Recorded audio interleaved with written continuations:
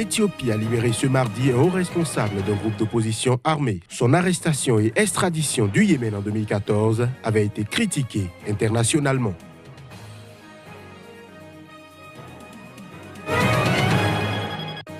Dans le centre du Mali, le secrétaire général de l'ONU, Antonio Guterres, a plaidé pour un soutien accru à la force conjointe du G5 Sahel, ce dans le cadre de la lutte contre les djihadistes.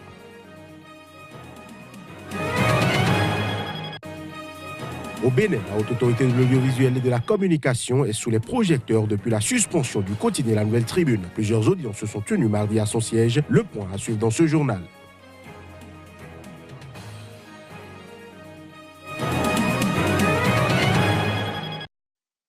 Pour les titres de ce journal, à toutes et à tous, bonjour et merci d'en prendre le rendez-vous. L'Éthiopie a libéré mardi un responsable d'un groupe d'opposition armé. L'arrestation et l'extradition de l'intéressé du Yémen en 2014 avait été critiquée internationalement, notamment par la Grande-Bretagne. Des centaines de prisonniers ont été graciés la semaine dernière et ont quitté leur prison en Éthiopie. Au total, ils sont plus de 500 prisonniers à avoir été libérés.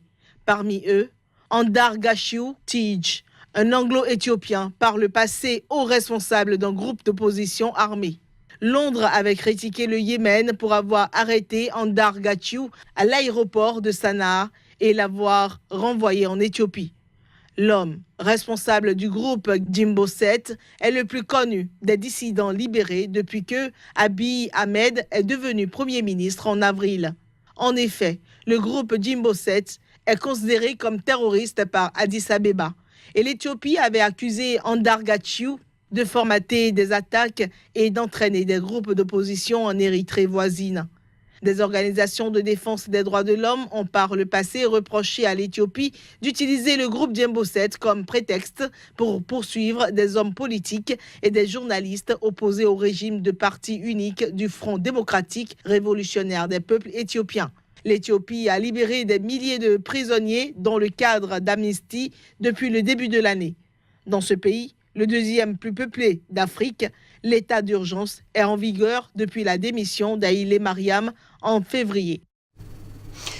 Le secrétaire général de l'ONU, Antonio Guterres, est arrivé mercredi à Mopti, dans le centre du Mali, au second jour de sa visite dans ce pays où les Nations Unies mènent actuellement leur plus périlleuse mission de paix. Le patron de l'ONU a expliqué sa visite dans ce pays par sa volonté de passer la journée internationale des casques bleus le 29 mai avec les hommes et femmes courageux qui servent dans la mission des Nations Unies. MINUSMA. L'avion d'Antonio Guterres et sa délégation s'est posé ce mercredi peu avant 11h GMT à Mopti. Il était accompagné dans cette visite par ses secrétaires généraux adjoints aux opérations de maintien de la paix et au soutien logistique, respectivement Jean-Pierre Lacroix et Atul Carré, ainsi que par la directrice de l'UNICEF, Henrietta Fore. Le secrétaire général de l'ONU a été accueilli par le gouverneur de la région de Mopti, le général Sidi Alassane Touré. Une étape prévue à Tombouctou dans le nord-ouest a été annulée en raison des mauvaises conditions météorologiques. Le secrétaire général de l'ONU a expliqué sa visite par sa volonté de passer la journée internationale des casques bleus le 29 mai avec les hommes et les femmes courageux qui servent dans notre mission au Mali, rapporte la MINUSMA. Dans son dernier rapport trimestriel sur le Mali, Antonio Guterres a déploré la sécurité des civils qui s'est encore détériorée dans cette région. Les groupes djihadistes y ont exacerbé les tensions et les violences intercommunautaires, surtout entre les Peuls et les Dodons, et fait un nombre de victimes civiles sans précédent dans les opérations visant les forces maliennes et étrangères. Dans le centre du pays, le secrétaire général de l'ONU, Antonio Guterres, a plaidé pour un soutien accru à la force conjointe mise sur pied par les pays du G5 Sahel pour lutter contre les djihadistes. Nous allons suivre un extrait de ses propos suivis de ceux du gouverneur de la région qui s'est lui prononcé sur les mesures adoptées pour en finir avec les conflits communautaires dans la région. Nous n'avons pas obtenu tous les objectifs que nous nous sommes fixés pour mieux appuyer la force du G5 Sahel, mais nous ferons de notre mieux. La MINUSMA, dans la mesure de ses capacités pour fournir au G5 Sahel tous les services qu'elle puisse fournir. Si le Mali s'effondre, les conséquences en matière de sécurité Et en matière de mouvement massif de population envers d'autres régions, ces conséquences seront extrêmement difficiles pour tout le monde.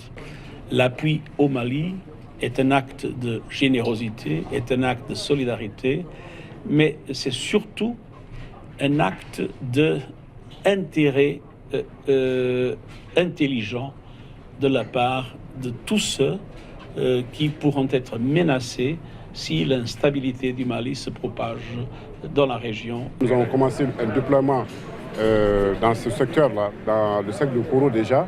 Il y a eu un déploiement des forces armées de sécurité dans certaines localités, à Diankabou, à Dinangourou et puis à Djungani. Ce qui va nous permettre de circonscrire ce conflit-là. Ça doit nous permettre de circonscrire. Ça va permettre de prévenir aussi d'autres conflits et de mettre fin justement à ce conflit intercommunautaire. En Tunisie, le Premier ministre Youssef Chahed, secoué depuis plusieurs semaines par une contestation, y compris au sein de son propre parti, a défendu son bilan. Une sortie au cours de laquelle le chef du gouvernement tunisien a souligné que la croissance avait dépassé les 2,5% au premier trimestre 2018. Dans un discours retransmis à la télévision où il défendait son bilan, Youssef Chahed a souligné que son gouvernement a rempli ses obligations en matière de stabilité, sécurité, lutte contre le terrorisme et relance du tourisme. Selon lui, la croissance qui avait timidement repris en 2017 après des années de marasme, notamment liée à la chute du tourisme, avait atteint 2,5% sur les 4 premiers mois de 2018 et devrait dépasser les 3% au deuxième trimestre. Le Premier ministre tunisien a cependant admis que le gouvernement avait échoué dans certains domaines, mentionnant notamment la chute du dinar. Il a réitéré son engagement à réformer les caisses sociales et les entreprises publiques largement déficitaires. Le chef du gouvernement tunisien a effectué cette sortie médiatique alors qu'il est secoué depuis plusieurs semaines par une contestation, y compris au sein de son propre parti. Youssef Chahed, 42 ans, issu du parti présidentiel Nida Tounes, a été nommé en août 2016 à la tête du gouvernement d'union nationale. Il est également soutenu par le parti islamiste Ennahda, partenaire de la coalition gouvernementale. La puissante centrale syndicale UGTT et le chef de Nida Tounes, Hafed Kaïd Essebsi, fils du président tunisien Béji Kaïd Essebsi, réclame le départ de Youssef Chahed en arguant des difficultés économiques du pays. Au Bénin, la Haute Autorité de l'audiovisuel et de la communication est sous les projecteurs depuis la suspension du quotidien La Nouvelle Tribune. Plusieurs audiences se sont tenues mardi à son siège. L'Union européenne, plusieurs associations de défense des droits humains ainsi que les associations des professionnels des médias ont été à tour de rôle reçus par le président de la HAC.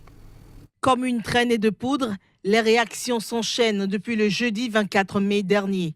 C'est en effet la date à laquelle le président de la Haute Autorité de l'audiovisuel et de la communication a suspendu par mesure conservatoire le quotidien La Nouvelle Tribune.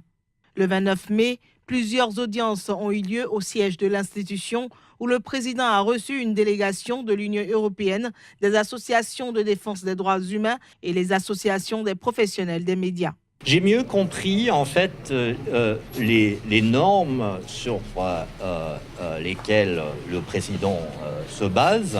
J'ai surtout mieux compris le processus décisionnel, le calendrier, les raisons invoquées. À ce stade, en tout état de cause, l'objectif est de comprendre. Vous n'êtes pas sans savoir que l'Union européenne, en fait, est un défenseur des droits de l'homme, dont un des premiers est évidemment la liberté d'expression. Mais ici, il s'agissait surtout de comprendre, en fait, ce qui a amené, en fait, la décision, pourquoi et quelle sera, en fait, la suite. Pour Amnesty International, nous espérons, Monsieur le Président, aussi comprendre le contexte qui s'est créé depuis novembre 2016 et savoir un peu, si vous voulez bien, Monsieur le Président, quelle est la situation de ces organes qui ont été fermés entre-temps, certains qui ont été ouverts, certains qui ne sont toujours pas ouverts. Et si vous le permettez, un troisième petit point, c'est d'aborder la question qui défraie aussi la chronique à propos des piratages ou de brouillage de certaines ondes.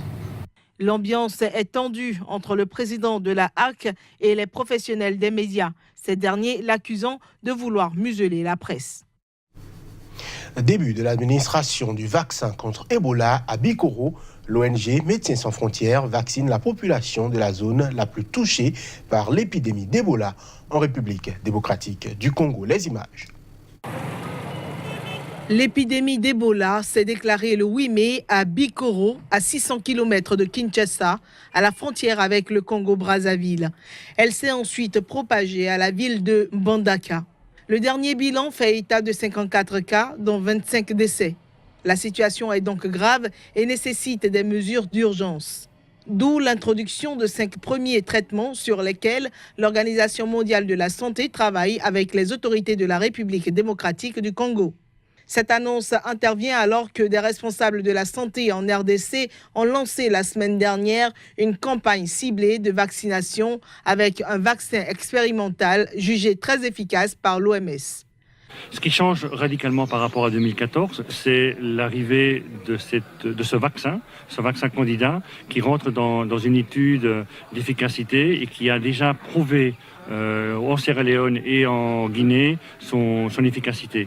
On pense que ça va jouer un rôle important au niveau du contrôle de l'évolution de l'épidémie parce qu'on va protéger directement ce qu'on appelle les personnes en première ligne, les médecins, les infirmiers, les hygiénistes, mais aussi les ambulanciers. Plus de 400 personnes ont été vaccinées jusqu'à présent, la majorité d'entre elles à Mbandaka, et les opérations de vaccination ont démarré à Bikoro et vont démarrer cette semaine à Iboko.